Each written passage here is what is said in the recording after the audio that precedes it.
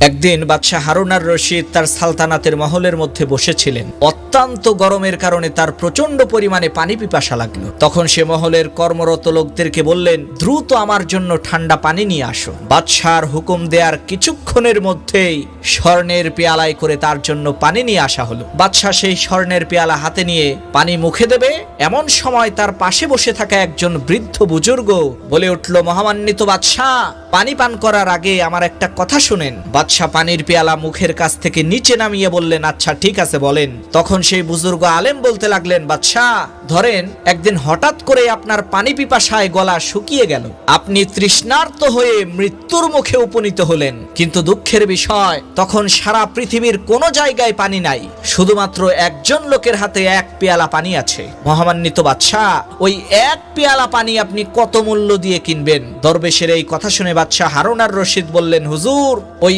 এক পেয়ালা পানির জন্য আমি আমার অর্ধেক সালতানাত তাকে দিয়ে দেব, কেননা যে কোনো মূল্যেই হোক আমার ওই তৃষ্ণা মেটাতেই হবে। বাদশার এই কথা শুনে আলেম সাহেব মাথা ঝুঁকিয়ে বললেন, আচ্ছা ঠিক আছে, ধরেন ওই পানি পান করে আপনার পিপাসা নিবারণ করলেন, এরপর হঠাৎ করে আপনার পেশাব বন্ধ হয়ে গেল। পেশাব না করতে পেরে আপনি কাতা কবুতরের মতো ছটফট করছেন। এমন সময় একজন কবিরাজ আসলো, যার কাছে এই রোগের ঔষধ আছে। মহামান্বিত বাদশাহ, ওই ঔষধ কেনার জন্য ওই কবিরাজকে আপনি কি দিবেন? তখন বাদশাহ হারুন আর রশিদ বলল, হুজুর আমার বাকি যে অর্ধেক সালতানাত ছিল, সেই অর্ধেক সালতানাত আমি ওই কবিরাজকে দিয়ে দেব ওই ঔষধটা ব্যবহার করার জন্য। বাদশার এই কথা শুনে সেই বুজুর্গ আলেম সাহেব মুস্কি হাসি দিয়ে বললেন, মহামান্বিত বাদশাহ, আপনার এই বিশাল সাম্রাজ্য এক পেয়ালা পানি পান করা এবং সেটাকে বের করার সমতুল্য।